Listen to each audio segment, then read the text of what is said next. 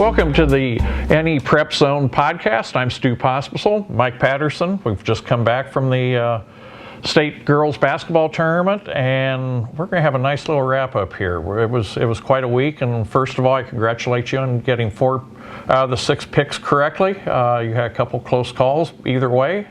You're going to make it tough on me this week. Well, that's always my goal. The trusty crystal ball came through with 4 winners. I was hoping it'd be cloudier this time.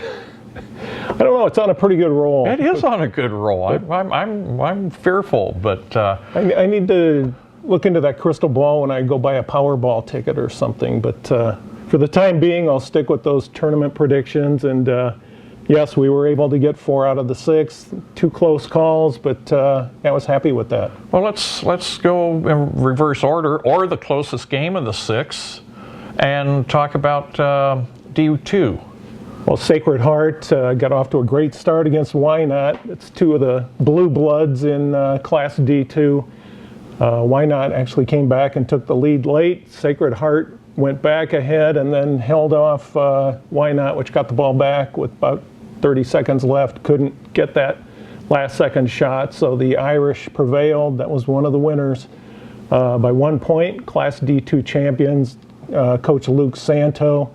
And Sacred Heart making their 27th appearance at state, tying them with, I think it was Lincoln Southeast for most appearances of any school, and maybe they'll hold that record all by themselves next year if they can make it 28, but congrats to the Irish. Southeast would like to maybe get there too, but it's been a little while. It has been for the Knights on that side. And true. Sacred Heart did a great job of keeping Wynot out of inside the arc that last possession. They had to force up a 3 that was wide at the end. I had that game, and 33-32, one of the lower scoring finals. But it was 4-0 after 1 quarter, so it was coming. It's tough to play late defense like that because a lot of things can go wrong, a breakdown, a foul. But like you said, Sacred Heart played great defense that last 30 seconds and held on for the victory. Well, let's switch up now, go to Class A and what the Big 3 accomplished. The Big 3, Cora Olson, Maya Babbitt, Chloe Lemon, came into this season with very high hopes as they went into the last 3 state tournaments with high hopes. Beaten in the semifinals 3 previous years. The Patriots really were on a mission this year, that senior class. The only way they wanted to go out was on top. And the Big 3, as opposing coaches call them, all came up big at state, Stu, and they were able to get it done this year. And I started with Lincoln Southwest victory, took out Bellevue West in the semifinals, and finished with a 72-60 win over a very athletic and talented Lincoln High team. So I think I did the math that the Big 3 scored 195 of the 212 points that Millard South scored, which seems amazing. 70 of the 72 in the final. But congratulations to the Patriots and Coach Bryce Myers for finally getting that state title. I've covered almost all the girls' state tourneys. I can't ever remember any team, any class having a 30-point score and 2 20s in the same game, and that's what happened with Maya Babbitt. Also setting the Class A tournament record with 16 threes over 3 days, including an all-class tournament record of 8 in the semis. She was on fire. She was, and they really needed her in that final, Stu. 3 Patriots had 4 fouls. Babbitt had 3 really crucial 3-pointers. I think she had 15 points in the 4th quarter in that Class A final. So, Babbitt really stepped up, but as did all the seniors on that team. So, again, congratulations to the Patriots. Well, how about the girl that had 16 rebounds to go with 2 points? I mean, sometimes the stat sheet, you do a short box, it doesn't show exactly everything that occurred, but talk about a rebounding fool.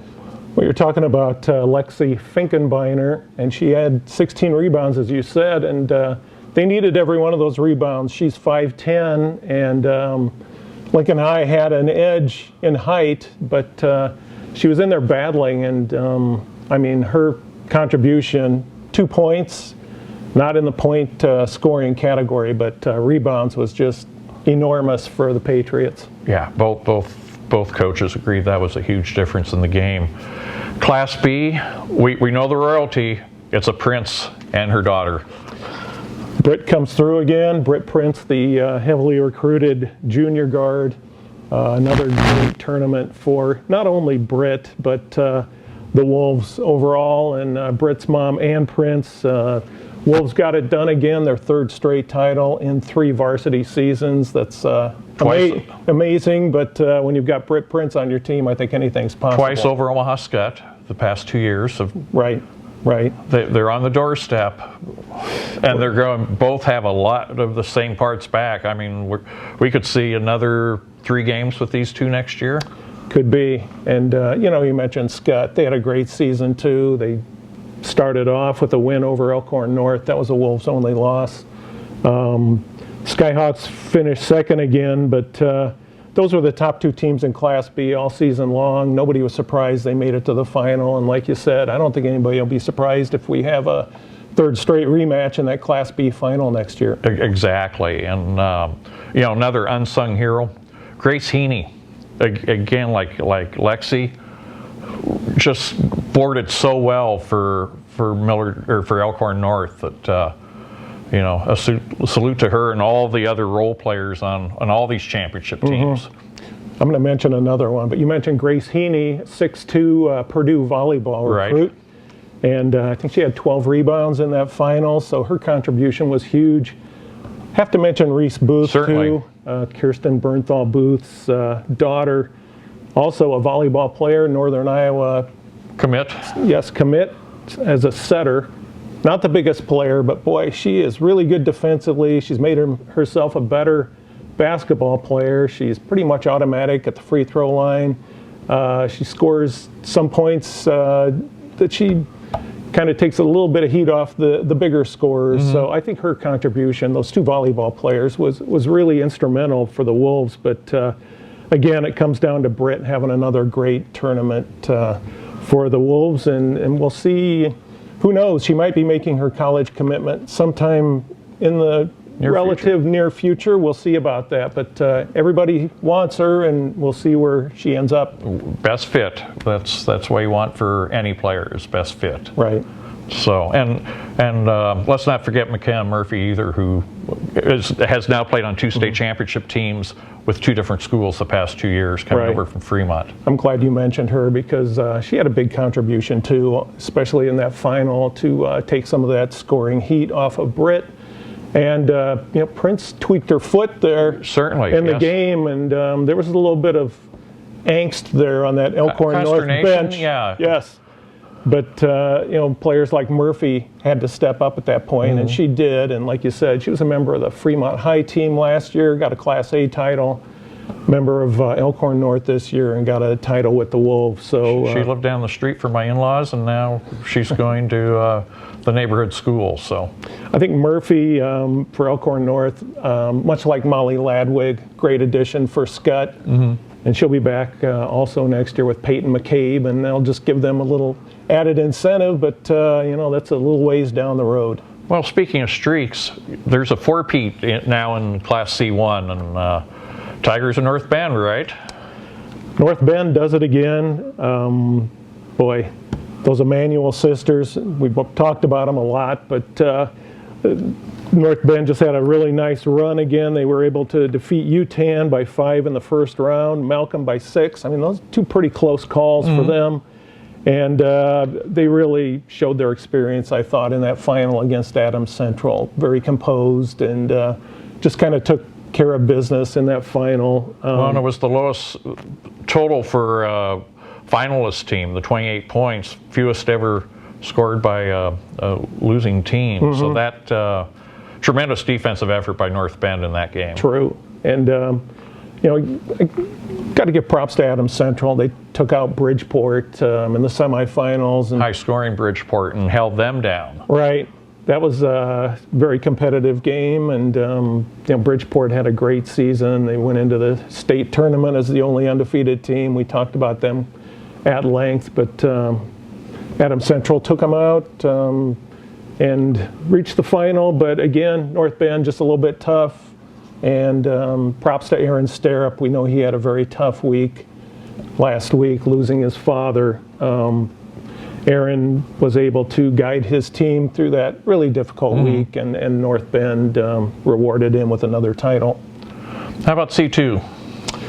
Well, let's look at C2, Stu. And that was one of the ones that I had Pender number one going into the, or I had Centura. No, I had Pender up there on top in C2. And because Centura had gotten beat by, or no, they'd beaten Ravenna, so. Right. But anyway, Pender was number one going in. I kind of went against my ratings. I thought maybe Oakland Craig might get it done because they had everybody back. They were at state last year. Oakland Craig reached the final, but For the first time. Pender, you mentioned the Penn Dragons, coached by a Dolliver. Jason. You don't see a dragon at state very much, but That was a cool dragon. that big inflatable dragon helped Pender achieve what they wanted to achieve, defeating Oakland Craig 45-42 in that final. How about D1? Well, now we're going to talk about Centura and what they accomplished. Hadn't been there at state in a long time. I thought that might work against them a little bit.